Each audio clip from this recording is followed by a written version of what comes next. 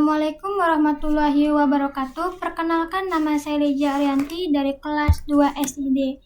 Nah, di sini saya akan menjelaskan tentang React.js, di mana ini merupakan mata kuliah lanjutan dari pemrograman framework lanjutan.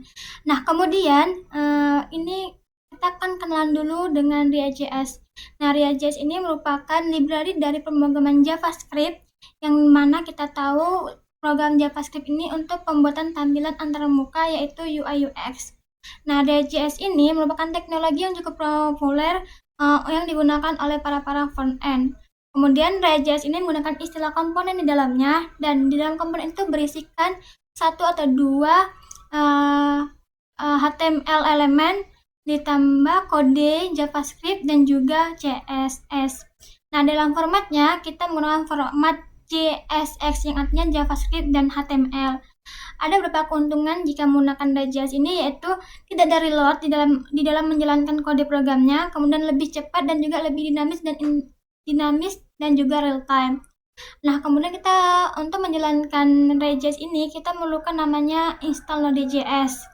Lalu ada beberapa extension dari VS Code yang perlu kita install juga untuk mempercepat codingan kita.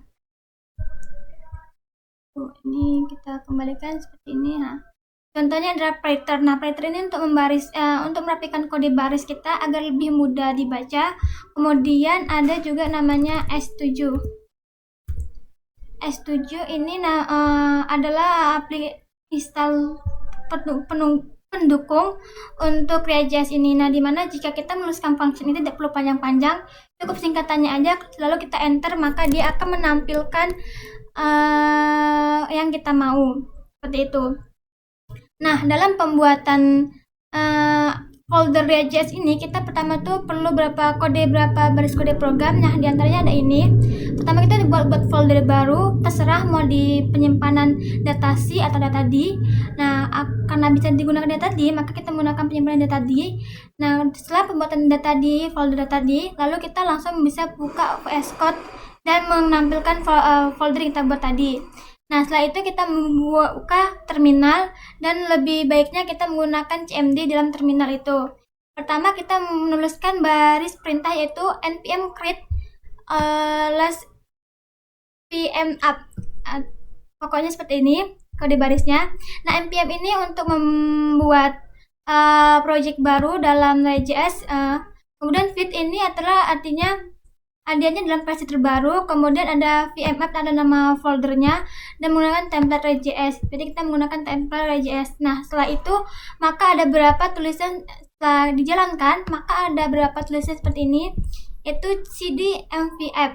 Nah, setelah itu tulisan seperti 3 ini kita menjalankan yang cd mvf terlebih dahulu, dimana ini untuk memindahkan folder kita, yang pertama folder utama kita, ke dalam folder mvf kita tadi. Kemudian mvf install, yaitu dia menginstal kembali semua program React.js, semua yang terbawa dengan React.js itu. Kemudian environment dev. Nah, environment ini untuk menjalankan langsung. Mudah, menurut saya ini mudah untuk dilakukan karena hanya sedikit perintahnya. Nah, jika ini saya sudah install tadi ya. Nah, saya npm rendezkan dan tampilannya seperti ini awalannya. Nah, seperti ini. Seperti itu perkenalan dari React.js. Baik, sekarang kita akan menjelaskan tentang komponen-komponen dan juga parent child atau bagian-bagian dari React.js ini. Pertama kita akan kenalan dulu dengan komponen. Nah, di dalam komponen ini ada beberapa yang kita perhatikan teman-teman. Nah, pertama itu ada namanya functionnya. Di dalam setiap React.js itu menggunakan function. Nah, di sini di komponen ini ada function article detail. Nah, ini menampilkan beberapa tulisan atau div yang juga dimana dianya membuat untuk ditampilkan. Yang termasuk komponen mudahnya seperti ini teman-teman. Kita ada bagian juga namanya reader atau reader.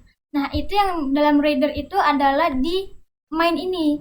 Main ini adalah memanggil komponen-komponen kita buat ini. Nah, contohnya ini saya membuat berapa komponen, ada 4 komponen, ada komponen utama, komponen section, list product, komponen Q&A, list product, dan juga komponen artikel detail. Nah, di dalam komponen ini, salah satu contoh komponen itu adalah kita harus mengimportnya, teman-teman. Jadi, importan itu penting biar agar kita bisa memanggilnya. Di dalam kemudian, hal yang perlu diperhatikan lagi adalah pembuatan functionnya. Pembuatan function itu harus sama persis dengan pembuatan filenya, biar agar mudah memanggilnya. Lalu ada juga komponen custom atau CSS. Nah, di sini berisi CSS untuk agar tampilan lebih rapi. Lalu ada komponen utama atau komponen utama ini dia membuat file di dalam file, membuat tulisan. Nah, ini dianya di dalam div. Susunannya itu dia akan di dalam div itu ada komponen-komponen kita tadi. Ini seperti diistilahkannya seperti heading dan footernya. Nah, jika kita membuat heading dan footernya, maka di dalam heading footer itu adalah bagian dari elemen atau komponen-komponen itu. Contohkan kita nih membuat komponen artikel detail. Nah, artikel detail ini berisi tulisan, saya buat ada memahami makna tulisan ini, dan juga dia ada komponen komponen parent child-nya. Nah, parent child ini di sini pembuatan functionnya. Misalkan kita tampilkan maka seperti ini. Nih. Nah, di sini ada namanya bagian dari komponen artikel detail itu adalah ini sampai dengan komponen di ini terakhir. Lalu misalkan kita bisa memanggilnya 2 kali. Contohkan saja kita manggil komponennya 2 kali. Contoh seperti ini. List product kita panggil 2 kali.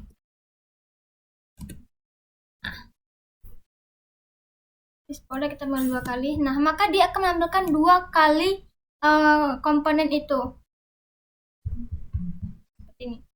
Nah, ini pemanggilannya 2 kali seperti ini. Nah, ini kita kan tadi kan tidak perlu mereloadnya. Hal ini tadi yang sudah saya bilang bahwa menggunakan React.js ini tanpa di-reloadnya langsung berubah seperti itu. Ada komponen Q&A. Nah, di dalam ini kita akan membahas tentang parent child. Jadi pertama itu ada komponen, ini artikel, list product, Q&A section yang merupakan komponen, sedangkan yang di main.js ini merupakan komponen untuk memanggil komponen-komponen tadi atau mereader namanya. Lalu ada komponen utama. Nah, komponen utama ini untuk biasanya untuk ada heading dan footernya. Lalu di sini ada Q&A section. Nah, Q&A section juga ada bagian parent child. Parent child ini contohnya ini parent child Q&A propose. Nah, ini kita memanggilnya dengan sebuah variabel.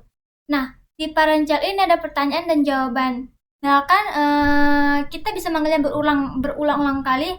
Yang terpenting div atau tag Q&A itu kita bawa juga, dan juga pertanyaan dan jawaban.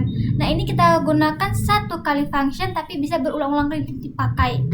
Kemudian Q&A info seperti itu juga, dan Q&A get contact Q&A ya, maksudnya functionnya parent child-nya itu ada get Q&A contact dan kontak juga. Nah, di sini saya juga menggunakan foto logo agar mempercantik tampilan. Lalu di list product, nah jadi penyusunannya itu jika kita melihat dari contohnya ini dari parent child filter. Nah, kita ingin meletakkannya di atas katalog produk-produk, maka dia lebih dahulu ditampilkan di atasnya dulu, terus susunnya baru tampilan dari function produk tadi. Nah, filter ini bagian dari contohnya bagian dari ini. All, dress, wedding, dan engagement. Nah, ini merupakan dari function filter tadi.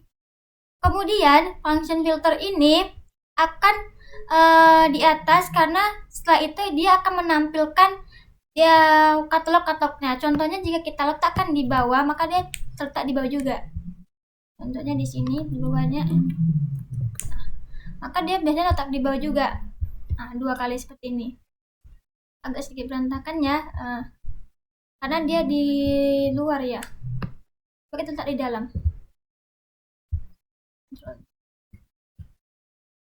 Contohnya ini ya.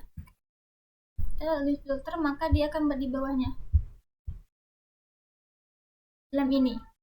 Kenapa dia berusun sana ini? Karena dalam div tadi, pemanggilan div custom atau CSS-nya ini ada ini, product list. Nah, product list ini dia memanggil ini. Contohnya memanggil di bagian ini. Nih.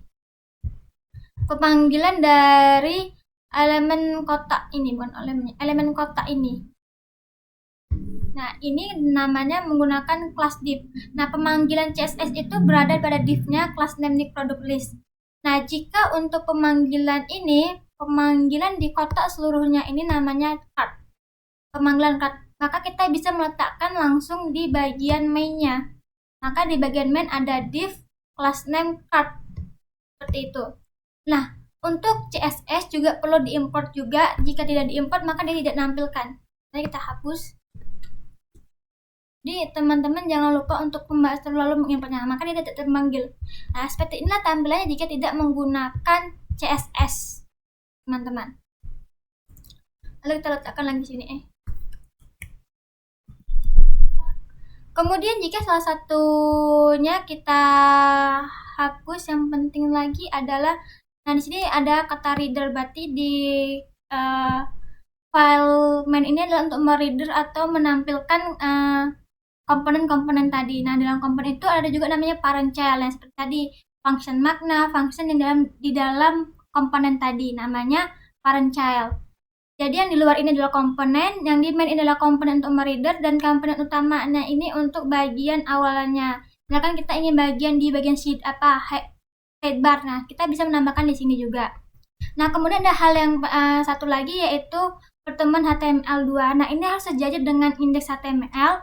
Nah, ini untuk memanggil semua file yang ada di pertemuan 2 tadi, tampilan-tampilan tadi. Jika kita tidak ada ini, maka dia tidak akan menampilkan di Regex tadi.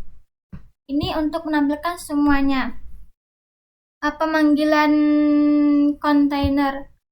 Nah, kemudian di file utama ini disebut dengan pemanggilan kontainer juga, namun saya membuatnya file utama. Seperti itu saja video dari saya. Ada beberapa kesimpulan bisa diambil bahwa di dalam Regex itu ada komponen. Nah, di dalam komponen itu ada namanya parent child, yang dimana fungsinya bisa dipanggil juga berulang kali seperti komponen. Nah, kemudian ada komponennya itu dibedakan berapa, yaitu komponen dari utamanya yang memanggil komponen tadi yang harus diimport. Kemudian ada komponen utama. Nah, ini untuk tempat headingnya atau juga footernya. Jadi tampilannya itu ada up, hierarkinya ada up pertama kali, yaitu pada HTML. Kemudian ada hierarki lainnya.